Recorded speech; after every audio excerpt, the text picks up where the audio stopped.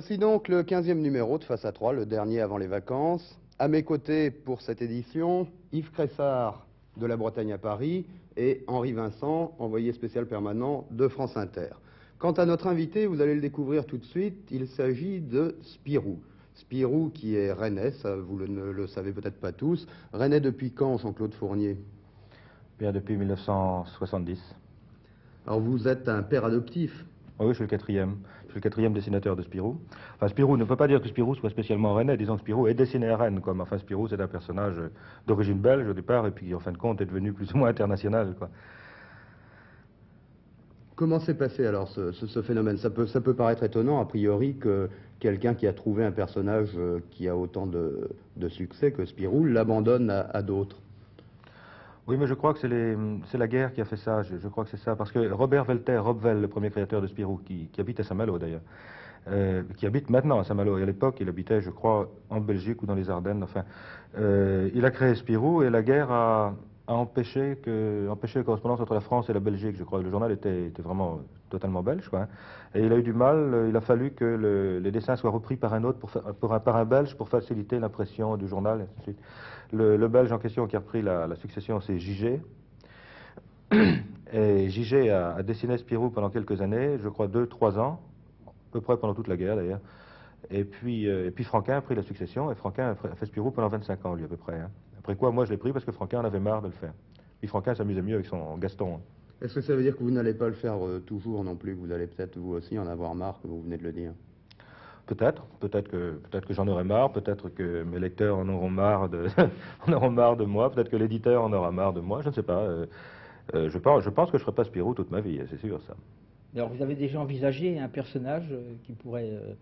Oui, j'ai un autre petit personnage que j'ai animé avant de faire Spirou et que j'aimerais bien reprendre de temps en temps. Bon, ben, je pourrais le reprendre à plein temps et puis me lancer dans d'autres expériences, quoi.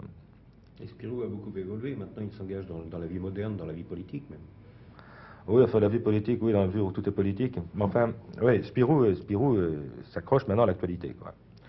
Je crois, moi, enfin, c'est un avis personnel, je crois qu'on ne peut plus, avec la bande dessinée, on ne peut plus en rester simplement aux petites galipettes, aux plaisanteries, aux gags et ainsi de suite, hein. Je crois qu'il faut dépasser ça. On s'adresse à un public qui est informé, qui sait des choses. Je crois qu'on a...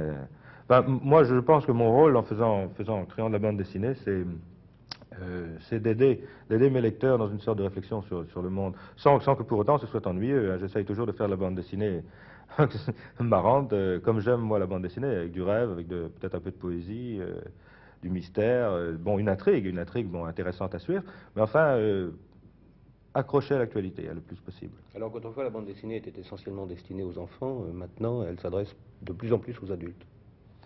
Ben oui, c'est-à-dire que maintenant, on a bien compris que la bande dessinée, c'est un moyen de communication, hein, comme le cinéma, comme la radio, comme la télé, c'est un moyen de communication, la bande dessinée. À partir du moment où on est bien convenu que c'est un moyen de communication, ça s'adresse à tout le monde et tous les sujets peuvent être abordés. Alors justement, on a souvent reproché à la bande dessinée, et donc à ses auteurs finalement, que les jeunes, trop attirés par elle, ne lisaient plus qu'elle. Est-ce que cette intrusion de l'actualité dans la bande dessinée n'est pas justement un peu une justification? Oui, enfin, moi, je l'ai pas fait. Je l'ai pas fait pour faire une justification. Oui, je pense que j'ai fait une histoire qui s'appelle L'Ankou, hein, qui parle de centrales nucléaires. Moi, j'espère qu'à la fin de cette histoire, ça n'est pas du tout, c'est pas du tout un cri de révolte contre les centrales nucléaires, hein. C'est beaucoup plus, enfin, c'est comme ça que je l'ai conçu. J'espère qu'après la lecture de cet album, un lecteur a envie d'en savoir plus et de se renseigner, quoi. À ce moment-là, ça peut l'amener justement vers des lectures plus sérieuses, peut-être plus scientifiques ou autres, quoi.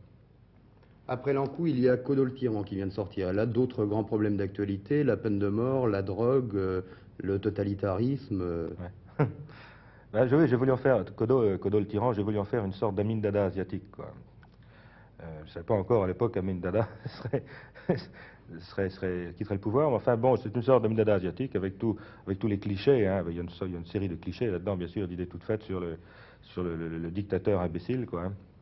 Et terrifiant et sanguinaire et absolument sans pitié, sans le moindre grain de sympathie. Alors, il est le chef un petit État que j'ai créé, que j'ai inventé, le Satoum, que j'ai créé, qui est un petit peu le triangle d'or, comme érigé en forme d'État, un État qui ne vit que de la culture du pavot à opium. Pavot à opium, d'ailleurs, qui est acheté immédiatement par la mafia, toute la production est achetée par la mafia. Alors, on y parle de la peine de mort parce que ce type-là, évidemment, c'est une de ses principales armes, quoi. Alors donc, la peine de mort, la culture du pavot et la façon dont on peut remédier à la culture du pavot. Et puis enfin, bon, le dictateur terrifiant. Et je dois dire qu'en ce moment, ça fleurit, quoi. Donc vous incitez vos lecteurs à réfléchir sur un certain nombre de grands problèmes, mais amusez-vous encore les enfants. Bah, je crois, hein, je pense que c'est pas triste, cette histoire-là.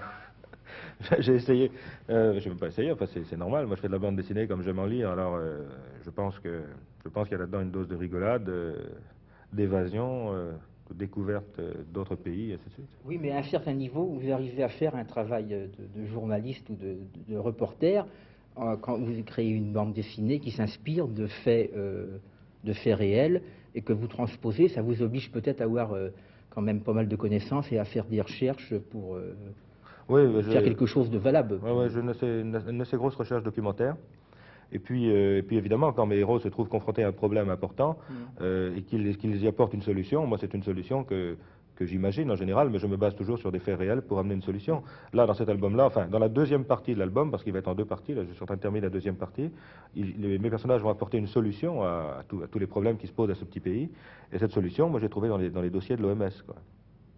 Alors on peut peut-être par ce biais aborder la façon dont vous travaillez justement, parce que finalement traiter des sujets sérieux avec le mode de l'humour, c'est peut-être plus difficile que de les traiter directement. Alors comment faites-vous? Parce que vous êtes à la fois le scénariste et le dessinateur en plus. Oui, oui. Quel est votre mode de réflexion pour trouver un scénario?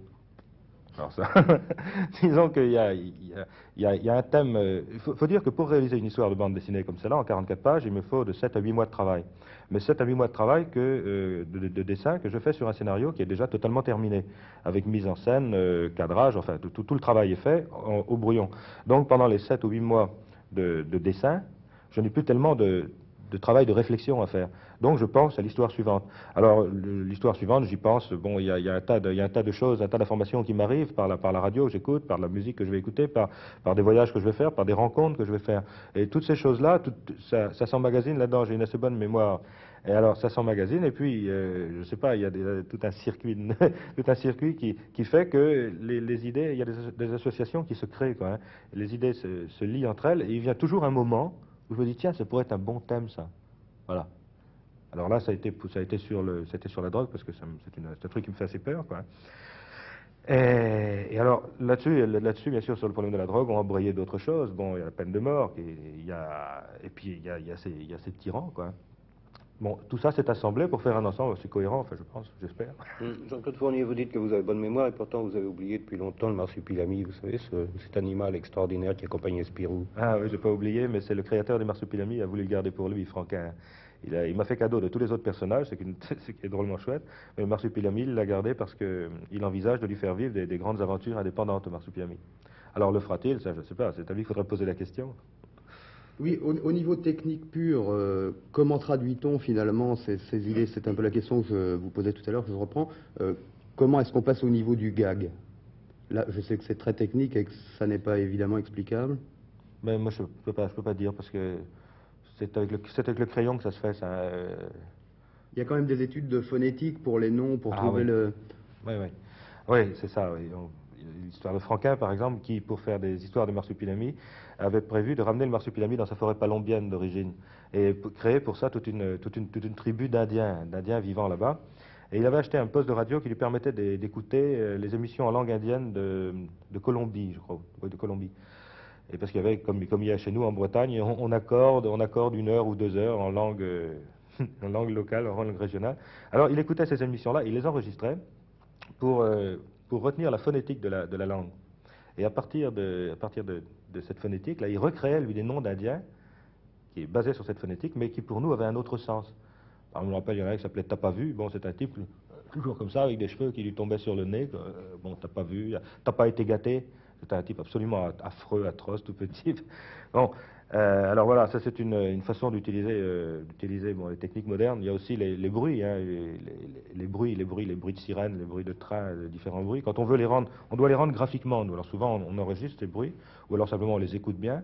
Et il faut les rendre par des systèmes d'onomatopée. Il faut faire coïncider l'œil et l'oreille. Voilà, il y a une réaction qui doit se faire tout de suite chez le lecteur entre ce qu'il voit Il faut que ce qu'il voit lui inspire un bruit immédiatement. Oui, mais comment expliquez-vous justement que dans les traductions de bandes dessinées françaises en allemand, le chien qui aboie en allemand n'aboie pas pareil qu'un chien qui aboie en français, ou que le français qui dit aïe ne dit pas pareil en allemand? Enfin, Ouais, mais vous savez qu'on a, nous, tout un ensemble de textes qui nous expliquent quels sont les onomatopées, les bruits qu'on peut utiliser, qui sont valables pour tout un ensemble de langues.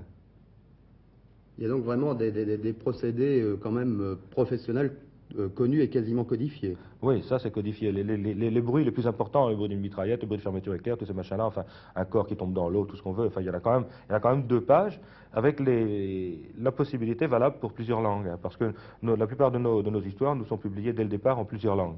Donc il faut qu'elles puissent être comprises, enfin que les onomatopées, que les bruits puissent être compris dans les différentes langues, parce qu'on ne traduit pas les bruits. Sauf s'ils sont imprimés en noir, mais là je lancerai dans les procédés d'impression. S'ils sont imprimés en noir, on peut faire ce qu'on veut. Parce qu'ensuite, comme c'est le film des noirs qui est changé pour la traduction, ben on change également les bruits. Mais si on a des bruits qui interviennent en couleur dans l'histoire, il n'est pas question de recommencer toutes les planches couleurs, de refaire de la photogravure couleur pour chaque traduction. Alors là, il faut que les bruits en couleur correspondent vraiment à tout un éventail de langues. Pour les traductions, vous vous heurtez aussi à une autre difficulté, c'est le jeu de mots, il ne passe pas dans la langue étrangère. Oui, ben oui, ou alors il faut tomber sur des traducteurs extraordinaires, quoi, qui ne traduisent pas le jeu de mots, mais qui en inventent un autre dans leur langue. On approche déjà, hélas, de la fin de cette émission. Alors je voulais savoir, vous avez un rythme de production imposé ou c'est votre esprit qui dirige et votre rythme de production n'est dû qu'à votre imagination? Ouais, ce serait trop beau ça. Il faut vivre aussi, hein. Non, ben, je fais en gros un album par an, enfin une histoire en 44 planches par an à peu près. Bon, la dernière en date, Kodo le tyran, donc Kodo le tyran bis, la prochaine? Non, la suite s'appelle Des haricots partout. Elle est déjà d'ailleurs planche par planche. Dans le journal, c'est aussi un procédé curieux. Vous travaillez d'abord à la semaine et ensuite Ouais. à l'album. Oui, nos histoires paraissent d'abord sous forme de feuilleton dans le journal Spirou, d'abord, bien sûr, et puis autrement dans d'autres journaux en seconde main, quoi. Ça paraît d'abord toujours sous forme de feuilleton. Dernière question, l'album suivant, vous avez déjà une idée du thème avant qu'il soit commencé à dessiner? Non. Pour l'instant, je n'ai aucune idée. C'est Là, mauvais- vraiment, là. Pour C'est une mauvais fois. signe? Non, c'est parce que j'ai décidé cette fois-ci de me prendre un moment de m'arrêter un petit peu pour réfléchir à tout ça, parce que je vais peut-être revoir complètement la série Spirou, je sais pas. oui, il doit y avoir des jours où on n'est pas envie de tout planquer. Oui. Jean-Claude Fournier, je vous remercie. Yves Cressard, Henri Vincent, merci d'être venu avec nous. Prochain numéro de Face à 3 en septembre. Nous arrêtons le temps des vacances. Le temps peut-être pour vous, ma foi, de lire Spirou. Au revoir et donc à la fin septembre.